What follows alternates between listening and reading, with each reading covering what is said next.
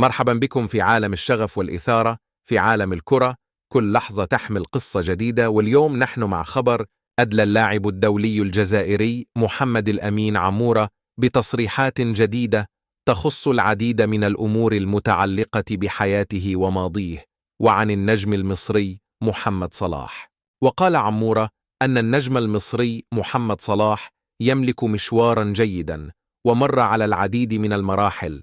صلاح لاعب كبير، كما قال عمورة: بدأت ممارسة كرة القدم في الحي الذي نشأت فيه منذ كان عمري 11 سنة، وانضممت لفريق شرطة جيجل.